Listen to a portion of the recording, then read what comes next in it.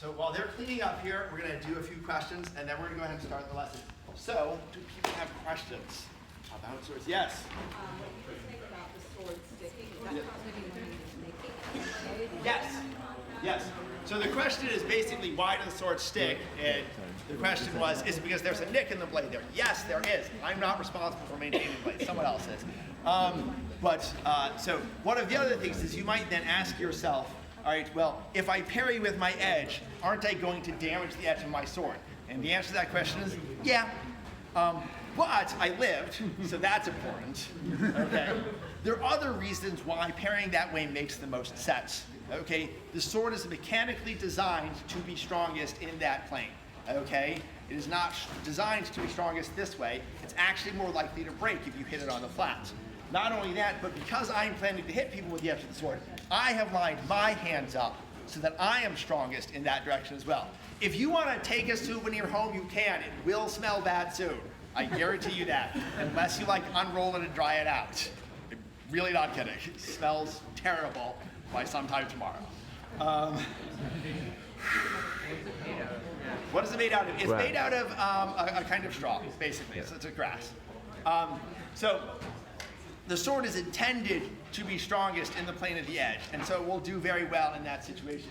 The other thing is that the part of the sword that's close to my hand is called the strong of the sword. For those of us who this basic terminology. And the part farther from my hand is the part that's called the weak of the sword. So it's structurally stronger and weaker there because it's thicker, all right, and wider and near my head, all right, and thinner up there, okay? And there's also a leverage thing that matters in the way we fight, okay?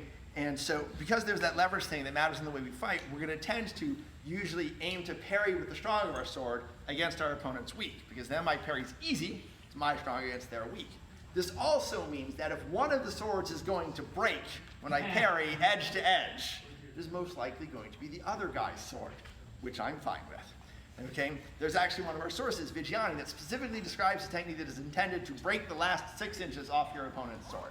All right? This sounds fine to me. So yes, I'm going to parry with the edge for the most part, and whatever nicks and scratches end up in it as a result of this fight, I don't care about, because if I'm wealthy enough to owe military service and own a sword, I also have a servant whose job is to take care of that for me.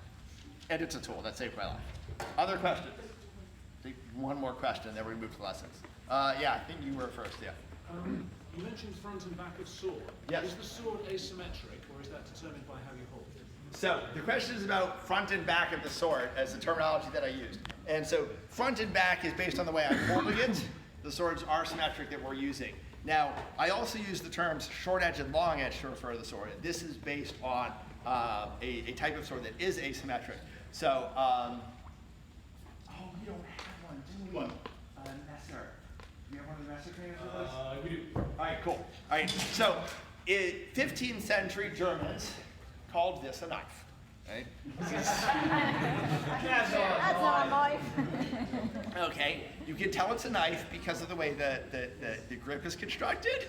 And there were laws saying that only certain people could carry swords in the city, but anyone could carry a knife, okay?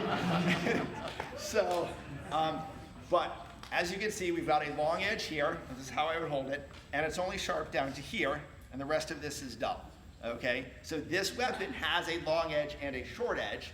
And the system that we primarily study from is a German system that was developed from fighting with the Messer. So that's where that terminology comes from. So at this point, we are ready, more or less, to do our lessons.